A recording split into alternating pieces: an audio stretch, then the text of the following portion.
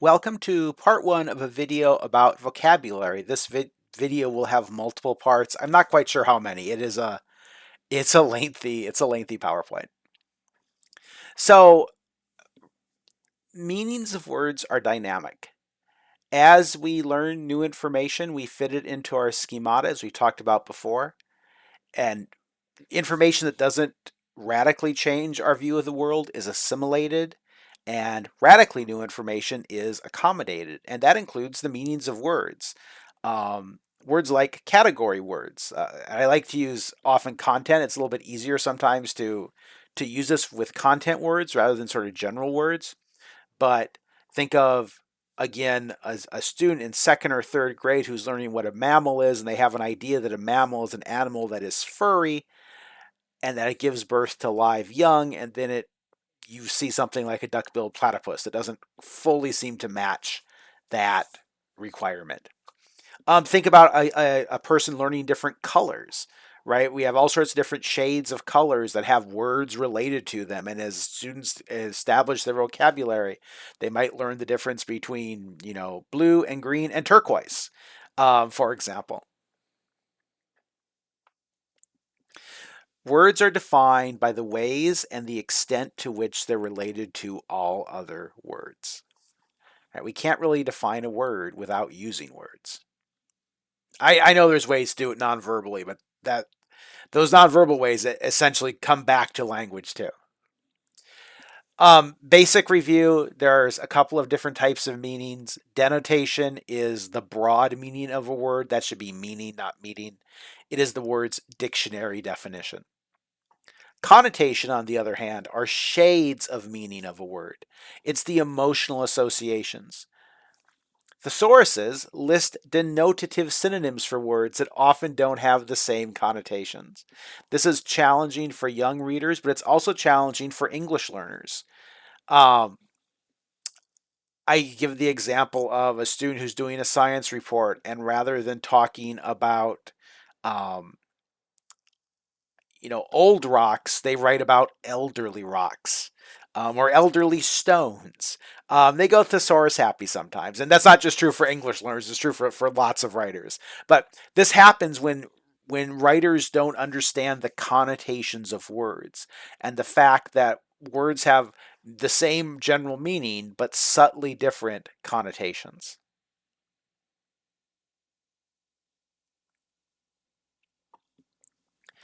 How do we teach vocabulary? Lists of words do not usually work well for most learners.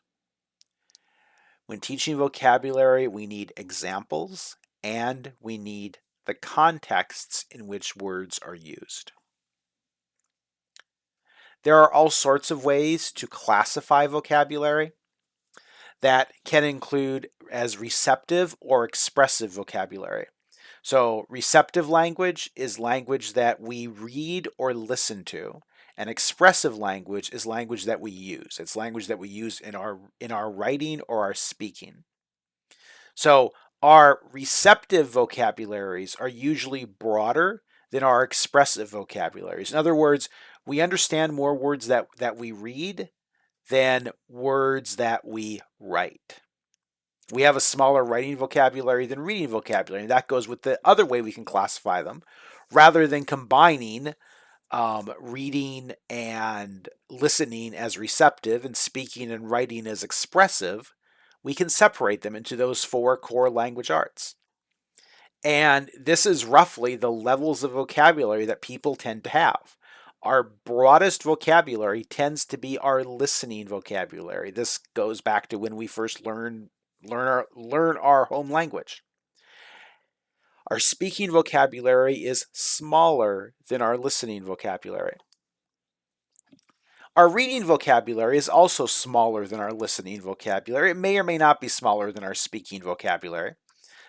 It's probably actually bigger than our speaking vocabulary as adults. We understand lots of words that we read that we never say in daily conversation. And then our smallest vocabulary is probably writing, or again, it might be speaking to. It depends on the individual. And then we can also talk about vocabulary as general vocabulary and technical vocabulary, the vocabulary of a content area. Think of the technical vocabulary that English has, a lot of which I've been talking about: connotation, denotation, theme, character, plot, setting, synonym, antonym, homonym, homophone, noun, adjective, adverb, verb, preposition, um, subjunctive mood. Like, it goes on and on and on, right? Those are very technical things. In some cases, the word might mean different things in different contexts. So some disciplines have words that mean something unique in that discipline. Um, revolution in social studies is like the Industrial Revolution or the American Revolution or the French Revolution, the Mexican Revolution, and it's a change in government, often violent. But revolution in science or revolution in math is something that revolves when something makes a revolution, like the sun, or not the sun, the earth revolves around the sun. And the full revolution is the earth comes back to its starting point, which isn't true for political revolutions, at least theoretically. So, a good thing to be aware of if you're not already is the idea of academic vocabulary and general academic words and the academic word list. And I will put a copy of this into the resources for this module. This is just a list, and different ones exist, of important academic words in English.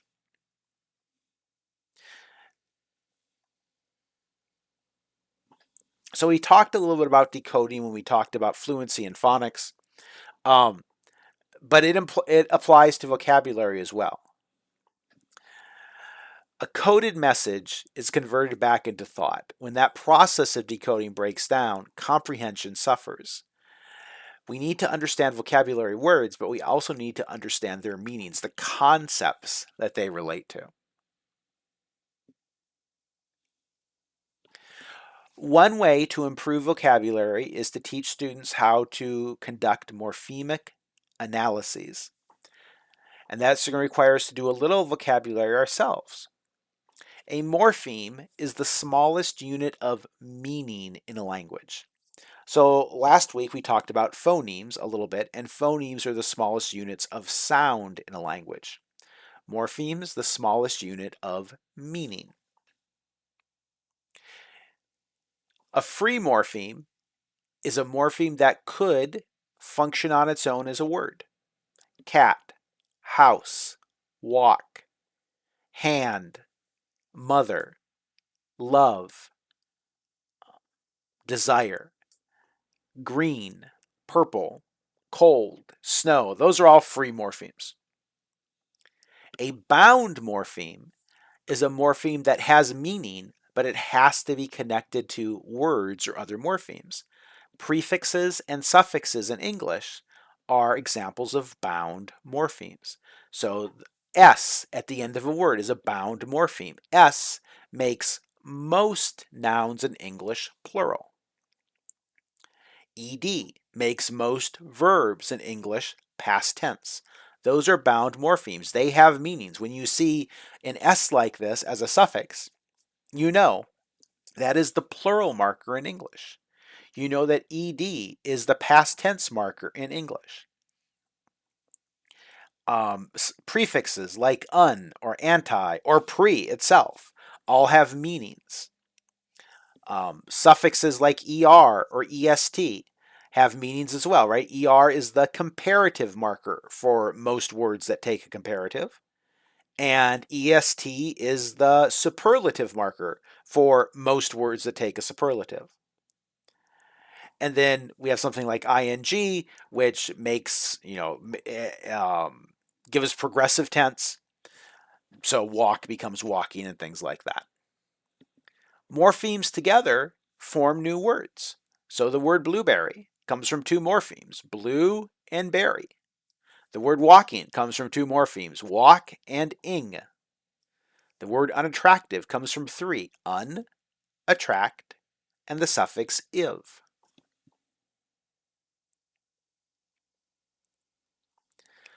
Morphemic analysis determines meaning by analyzing the parts of the word. This requires knowledge of those morphemes, and this is one reason why we explicitly teach prefixes and suffixes.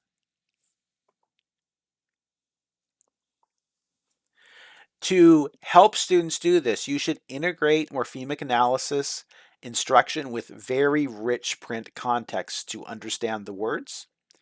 Teach it as a cognitive strategy where students look for parts of the words they know, right? Students, by the time they get to middle school, almost all of them know that un means not. That is something that is easy for them to be able to find and to use and to utilize. Many know that anti means against, and so on. Look for the parts you know, generate a possible meaning for the word, and then check against the context of the text. It's important to introduce word parts with regular practice and review. And so think about the most important prefixes and suffixes for students to know, teach them explicitly, and then teach students the process for using that knowledge they have to break apart words to their parts to determine the meaning of the bigger word. Next, we have context clues. Context clues have become controversial. That's because at times they have been overused. Context clues by themselves are insufficient, but at times they can be helpful. So there are different types of context clues. A definition means that the unknown word is defined within the sentence or in a nearby sentence. Description is maybe the most common, where just the context of the sentence makes the definition clear. It is often just restated.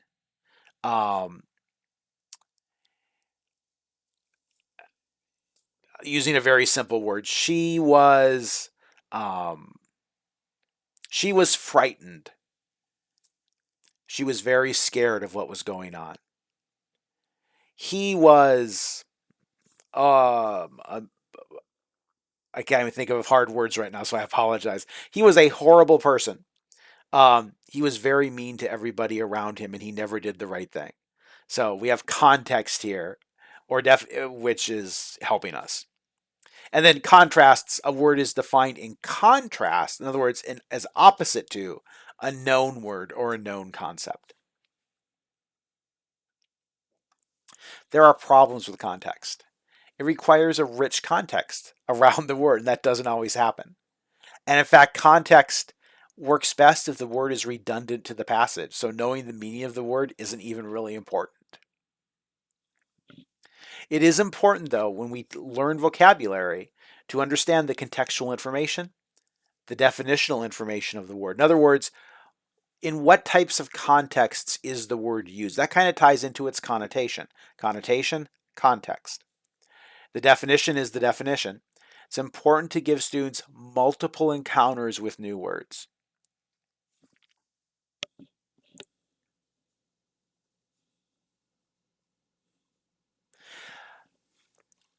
Tools can also be used to teach vocabulary. And if you're fortunate enough to have a textbook, and although I always taught with novels, I also always appreciated having an anthology as well that I could use, as well as often I was lucky enough to have like a grammar and writing textbook. There are some textbook aids that exist. One is a glossary.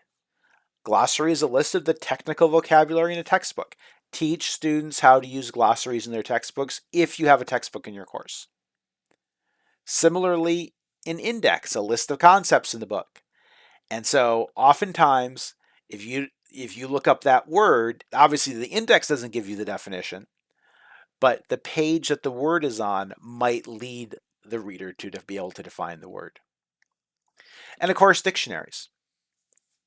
Many students today don't know how to use dictionaries, and so you may have to explicitly teach dictionary use. And that's true even for online dictionaries, much less print dictionaries. And so students might not realize that dictionaries are in alphabetical order. For a print dictionary, they might not realize the purpose of the guide words at the top. They might not understand how to use pronunciation guides. They might not know abbreviations for the parts of speech. And they might not understand the usefulness or even what are the etymologies of the words provided in a quality dictionary. Now, some of these may be more or less important depending on the individual student, but It is important for students to understand how to use basic resources like dictionaries.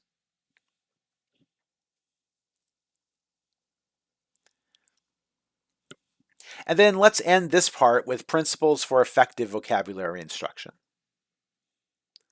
First of all, be an enthusiastic model. Use the vocabulary you want students to use. Model it for them. Use the dictionary. Model it for them. Do think alouds involving dictionaries. Show the practicality of the vocabulary you're teaching. Make vocabulary instruction meaningful.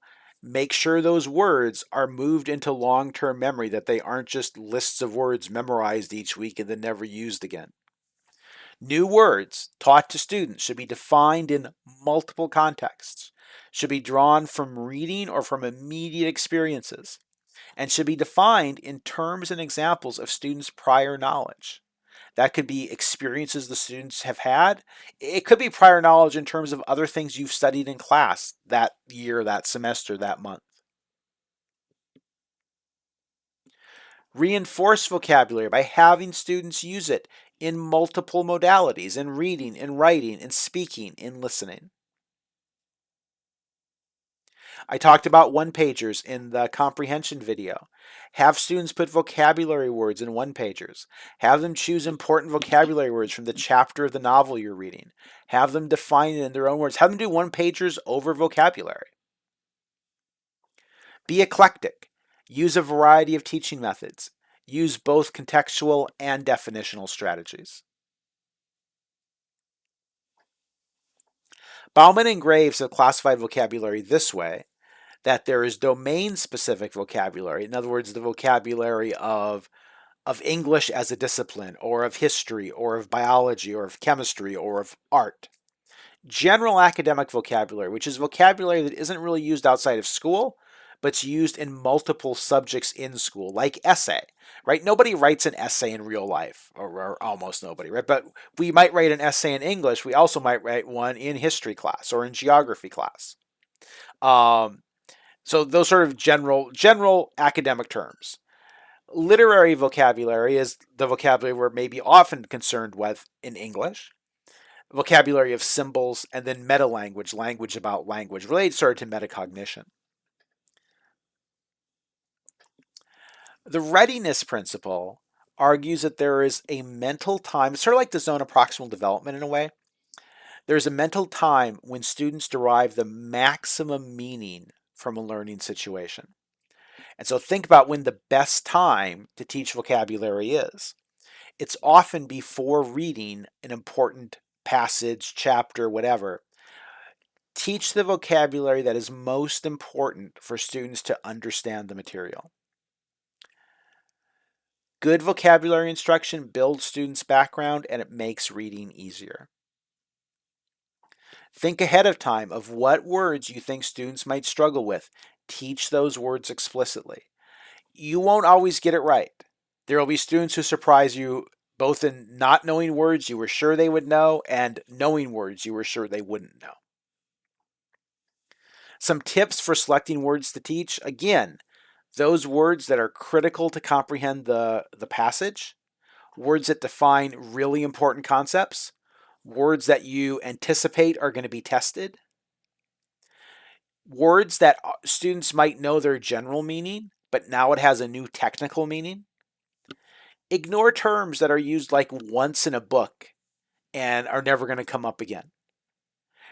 Don't worry about words in a textbook that might be highlighted but aren't important. Because again, the textbooks aren't written for you. And frankly, they aren't written for North Dakota. They're written for California, for Texas, for New York, for states that have state-wide textbook adoptions. Now, it might be that those highlighted words are important for your students to know, but they also might just be the editor of the book had the requirement to have 5 highlighted words in every lesson. So this is optional.